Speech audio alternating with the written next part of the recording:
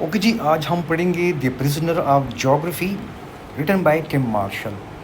ٹم Marshall صاحب جو تھے نا، ایک برطانوی صحافی، مبصر، مصنف ہے جو خاص طور پر بین الاقوامی امور اور یورپیائی سیاست، جیو پالیٹکس اور اس بات پر لکھنے کے لیے مشہور ہے کہ کس طرح جغرافیہ عالمی سیاست اور طاقت کو تشکیل دیتا ہے۔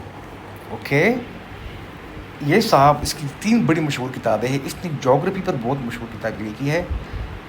جغرافی اس کے مطابق جو بین الاقوامی سیاست کو متاثر کرتی ہے، اسی تناظر میں اس نے لکھا ہے۔ انٹرنیشنل ریلیشنز کے افیئر کے تناظر میں، کانٹیکسٹ میں انہوں نے جغرافی کی وضاحت کی ہے۔ تو ان کی یہ 3 مشہور کتابیں، ان میں سے پہلے کتاب ہم پڑھیں گے، اس کا نام ہے دی پرزنر آف جغرافی۔ Okay, 10 maps that tell you everything about global politics, 2015 میں لکھی ہے۔ اس نے بتایا کہ کس طرح دنیا کے بڑے ممالک، جو 10 ممالک ہیں، ان کی جو میپس دی گئی ہے، جو میپ میں 10 بڑے بڑے ممالک ہیں، ان کا جغرافیہ، ان کی سیاست، معیشت، طاقت پر اثر انداز ہوتا ہے۔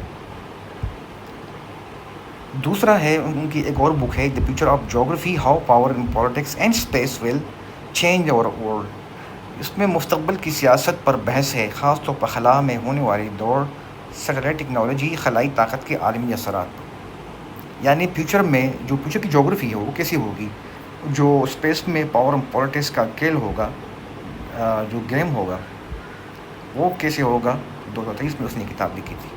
اچھا، ابھی ہم پڑھیں گے کہ جو پہلا چیپٹر ہے اس کا، دی پرزنر آف جغرافی، اس میں سے پہلا چیپٹر رشیا کے بارے میں ہے۔ تو تفصیلی خلاصہ اس کا یہ تھا: کل میدان اور غیر محفوظ جغرافیہ۔ جو رشیا کی جغرافی ہے وہ کچھ عجیب سی ہے۔ کل میدان ہے اور انسیکیور جو ہے نا اس کا لوکیشن ہے، ٹھیک ہے۔ تو روس کے بیشتر علاقے ناردرن یورپ پلین پر واقع ہیں، جہاں پہاڑ یا قدرتی رکاوٹیں نہیں ہیں۔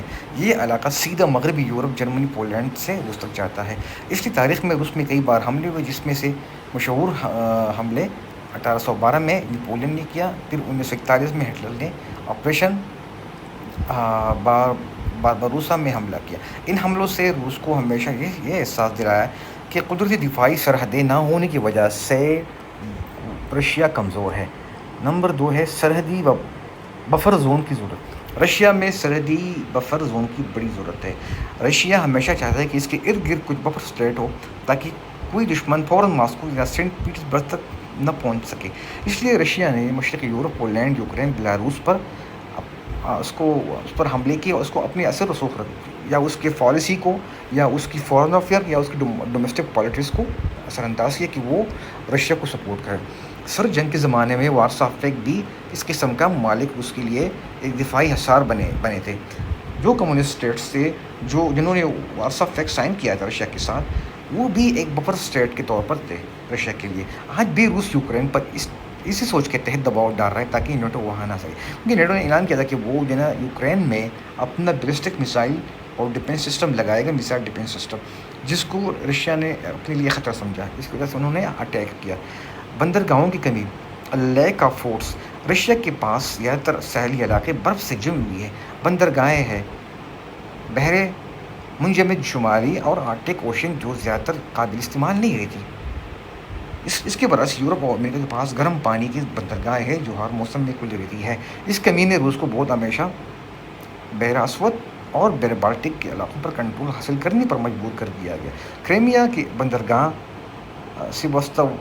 سیواستوپول روسیا کے لیے انتہائی اہم ہے، کیونکہ یہ ایک گرم پانی کی بندرگاہ ہے۔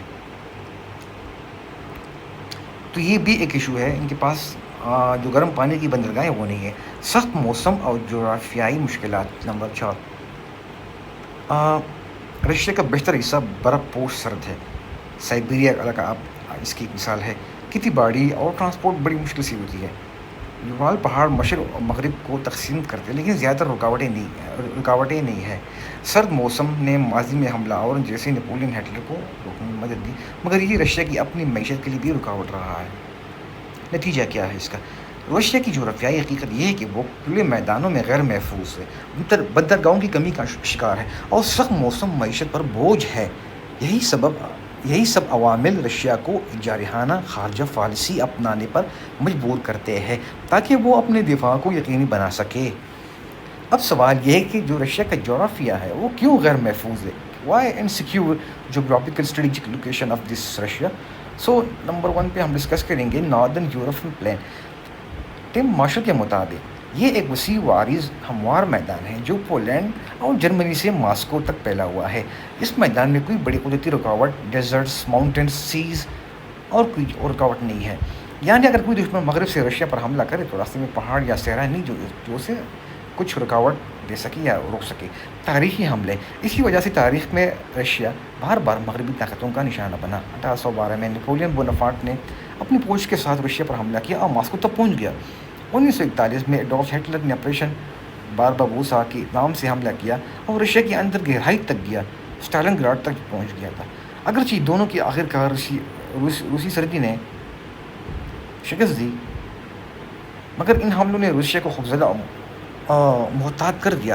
غیر محفوظیت کا احساس، دا فیلنگ آف انسیکیورٹی.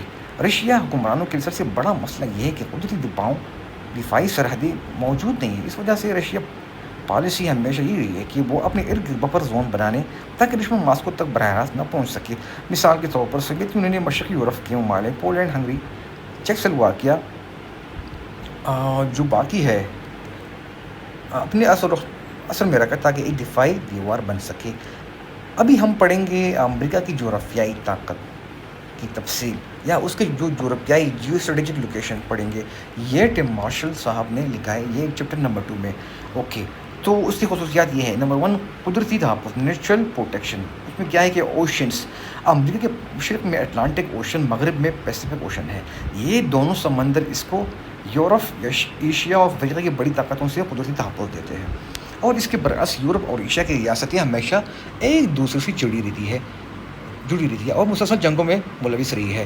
امریکہ کو کبھی بھی کسی بیرونی طاقت نے براہ راست حملہ نہیں کیا سوائے جاپان کے پرل ہاربر پر حملے کی جو بھی سمندر کے اس پار سے آیا تھا. نمبر 2 پہ ہے امریکہ میں فرٹیلیٹی لینڈز بہت ہیں، زرخیز زمین بہت ہے. ان کے پاس دنیا کی سب سے طاقتور زمینوں میں سے ایک، خاص طور پر مسیسپی بیسن ہے. یہ علاقہ کارن بیلٹ اور یہ ویٹ بیلٹ زراعت کے لیے مشہور ہے، جہاں لاکھوں ایکڑ زمین پر کھیتی باڑی ہوتی ہے. ایگریکلچرل لینڈز اور مسیسپی بیسن. نتیجاً امریکہ نہ صرف اپنی عوام کی خوراک پوری کرتا ہے بلکہ دنیا کے بڑے زرعی برآمد کنندگان میں یعنی ایکسپورٹر میں شامل ہے. اوکے، نمبر 3 پہ ریور سسٹم، دریائی نظام. امریکہ کے پاس دنیا کے سب سے بہترین اندرونی آبی راستوں کا نیٹ ورک ہے. مسیسپی، مزوری، اوہایو ریور سسٹم ایک ایسا آبی ہائی وے ہے جو ہزاروں کلومیٹر تک پھیلا ہوا ہے. اس سے امریکہ کو سستی نقل و حمل اور تجارت کا غیر معمولی فائدہ ملا. مثال کے طور پر یورپ کے کئی ممالک کو تجارتی رابطوں کے لیے کئی دریا اور سرحدیں پار کرنی پڑتی ہیں، مگر امریکہ میں ایک ہی ملک کے اندر یہ پورا نظام موجود ہے.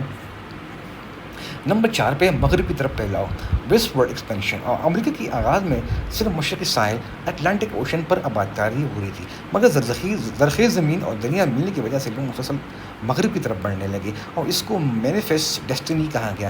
یعنی امریکہ کا فطری حق ہے کہ وہ مغرب کی طرف پھیلے اور پورے براعظم پر قبضہ کرے. نتیجہ امریکہ نے مقامی انڈین قبائل کو ختم یا پیچھے دھکیل دیا. ویسٹ انڈیز 1840 اور 1850 میں میکسیکو سے زمینیں لے کر کیلیفورنیا اور ٹیکساس میں شامل کیے. آخرکار امریکہ ایک براعظمی طاقت بن گیا جس کے پاس دونوں سمندر تک براہ راست رسائی تھی. نمبر 5 پہ ہے امریکہ سپر پاور کیسے بنا. اوکے، اب ایک سوال ہے کہ یہ کیسے بنا. تو قدرتی وسائل، زمین، دریا نے اس کے معیشت کو مضبوط بنایا. معدنیات نے، سمندر نے اسے محفوظ رکھا. ایک بڑا متحد براعظم ہونے کے باعث امریکہ کے اندر کوئی بڑی سرحدی جنگ نہیں لڑی. اور یورپ کے برعکس جہاں ہر ملک کے ساتھ دوسرے سے مل جلتی ہے، اس معاشی اور فوجی طاقت نے اسے دوسری جنگ عظیم کے بعد دنیا کی سپر پاور بنا دیا ہے. خلاصہ، امریکہ کی سپر پاور بننے کی اصل بنیاد معاشی اور فوجی طاقت حکمت عملی سے پہلے ان کا جغرافیہ ہے. 2 بڑے سمندر، بیرونی تحفظ، زرخیز زمین، دریائی نظام، زرعی اور تجارتی طاقت، مغرب کی طرف توسیع، براعظمی کنٹرول اور دنیا پر اثر و رسوخ. اب اس کو ڈسکس کرتے مزید امریکہ سپر پاور کیسے بنا. تفصیلی وضاحت پیش کرتے ہیں. ٹم مارشل صاحب نے لکھا ہے اپنے چیپٹر نمبر 2 میں، دی پریزنر آف جغرافی میں، قدرتی وسائل کی طاقت، the power of natural resources. امریکہ کے پاس زرخیز زمین، بڑے بڑے دریا اور معدنیات کی کفت ہے، فراوانی ہے. زرعی پیداوار، مکئی، گندم، سویا بین، کپاس کی پیداوار نے امریکہ کی دنیا کے بڑے برآمد کنندگان ملکوں میں شامل کیا گیا ہے. معدنی وسائل، ٹیکسس، الاسکا، کوئلہ، ایپلیشین، لوہا، تانبا وغیرہ نے جو اس کے بارے میں جو علاقے یہ یہاں پہ بہت زیادہ لوہا، تانبا اور یہ کوئلہ پایا جاتا ہے، امریکہ کو صنعتوں کی ترقی کے لیے خام مال فراہم کیا۔ نتیجہ امریکہ کے پاس خود کفالت یہی بھی تھی اور دنیا کی مارکیٹ پر قبضہ کرنے کی صلاحیت بھی ہے۔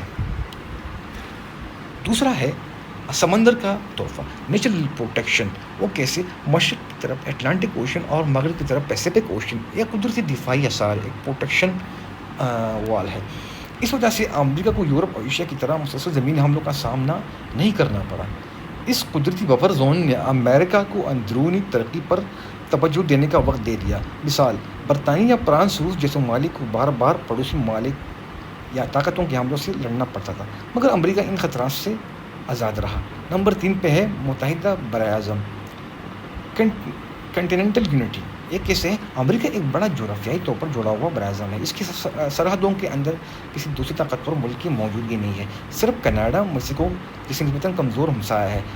نتیجہ، کوئی بڑی زمینی جنگ نہیں لڑی گئی، اندرونی استحکام، قومی یکجہتی قائم رہی، تمام توانائی، بیرونی تجارت اور فوجی طاقت بڑھانے لگی۔ عالمی جنگوں کے بعد کا فائدہ۔ نمبر 4، پہلی جنگ عظیم اور خاص طور پر دوسری جنگ عظیم کے بعد یورپ تباہ ہو گیا تھا۔ امریکہ نے جنگ میں دیر سے حصہ لیا، اپنی معیشت اور فوج کو دنیا کی طاقت کے قیادت کے لیے تیار کر لیا۔ امریکہ نے یورپ کو امداد دینا، مارشل پلان کے ذریعے اور برٹن ووڈ کے ذریعے ڈالر کی عالمی کرنسی بنانے میں امریکہ کو عالمی معیشت کا مرکز بنا دیا۔ اس وقت سوویت یونین واحد حریف تھا، لیکن یورپی اقتصادی برتری کی وجہ سے امریکہ آگے رہا۔ نمبر 5 ہے وائس سپر پاور، امریکہ۔ زرخیز زمین اور وسیع دریائی نظام اور خوراک اور تجارت میں برتری، تیل اور معدنی وسائل، صنعت اور ٹیکنالوجی کی طاقت، سمندروں کی قدرتی حفاظت، بیرونی حملوں سے آزادی، متحدہ براعظم، اندرونی استحکام۔ جنگوں کے بعد عالمی قیادت، سپر پاور کا مقام۔ خلاصہ، امریکہ کی سپر پاور بننے کی جڑیں فوج یا ٹیکنالوجی سے پہلے اس کے جغرافیہ میں ہے۔ جغرافیہ ہی ہے جس نے اس کو محفوظ رکھا، طاقتور بنایا اور عالمی سطح پر لیڈر کے طور پر ابھرنے میں کا موقع دیا۔ مطلب یہ ایک جیو اسٹریٹجک کی کیا اہمیت ہے، جیو پالیٹکس، جس کی جغرافیائی لوکیشن مضبوط ہوگا وہ جو ہے نا وہ ایک مضبوط، ایک طاقتور ملک کے طور پر ابھرتا ہے۔ اس کی مثال امریکہ ہے۔ پاکستان کی بھی ایک جیو اسٹریٹجک لوکیشن ہے، جس کی وجہ سے وہ ایک مضبوط ملک سامنے ابھر کے آیا ہے ساؤتھ ایشیا میں۔